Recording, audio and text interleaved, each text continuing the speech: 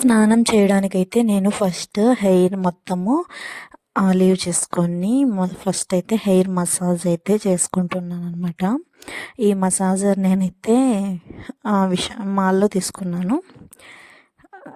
అప్పుడు ఇవే ఉన్నాయి. ఇంకా ఇదైతే చాలా సన్నగా ఉన్నాయన్నమాట. దీంతో కష్టమైపోతుంది మసాజ్ చేసుకోవడము.